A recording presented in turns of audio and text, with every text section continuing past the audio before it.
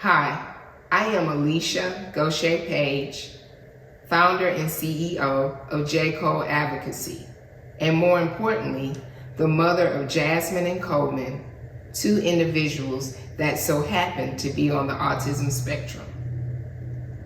Alicia, you have a beautiful girl who is now, just say she's entering school. My curiosity is about the family dynamic. What's going on with you, your husband, sort of what's available for you all, if anything? That's an interesting question.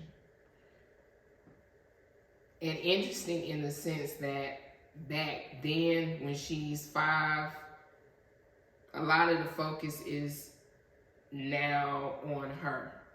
So I think it's fair to say that we both lacked focus on the relationship the way you would when you've been married 6 or 7 years. We're both trying to support her and we're trying to understand what's going on, but we're really not trying to understand each other's feelings and where we are with it. Because probably in my mind, I'm thinking, we ain't got time for that. I really ain't concerned with your feelings at this moment. I'm concerned with my child. I'm being a typical protective mom. So I don't think we noticed that that's what was going on, but I venture to say we weren't really giving the marriage the focus that it needed to get at that point. Yeah, that's completely fair and understandable. At any moment were there, and I know we talked about this a little bit before, like you got a list of resources for Jasmine. Mm-hmm. At any moment, is there attention to resources for you as a mom, as a dad, as a support system, community? Let me think back for a second. It definitely wasn't resources for dads. That's one of the things that I'm hoping to bring attention to because they're a critical part of the family. The focus tends to always be on the mom because she's the nurturer, but there needs to be a focus on the overall family. There's also focus, like if you have another child or a sibling, how does this diagnosis make them feel? But there's really not a holistic support system that I recall for the family. So we would have to seek that out ourselves, whether it be through our church or through our friends, but there was not like this corporate support system. And then I think about our community, and I think about as African Americans, and we have an image that we want to uphold. Mm-hmm. And so even if we maybe wanted support, we might not have gone outside of the house to get the support. So I have another question for you. And you mentioned, okay, my daughter is going into special education.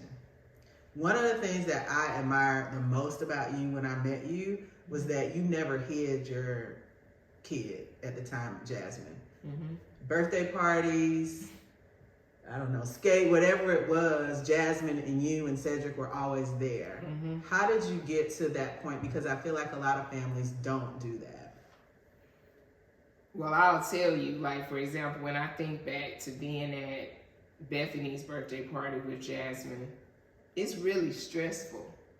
While you might admire it, and I appreciate that, the anxiety that I felt in that moment that Jasmine does not destroy your child's birthday party was a big concern for me. Exposure is everything. You can't get better at anything without exposure. The problem though with autism is that a lot of times until they mature in the journey, they're sensitive to things in the environment. So, for example, if we hear a sound of a lawnmower, our mind can tolerate it. For them, if they hear the sound of it, it's probably magnified 10 times more in their ears than it is yours. Or if at the birthday party there's a clown and all of the kids are enjoying it, Jasmine may be having a mental breakdown because what she's receiving through her eyes and her senses overall is a lot different from the normal person. That is one of the things about autism and it being a neurological disorder, at how their brain processes things is a lot different from the average person.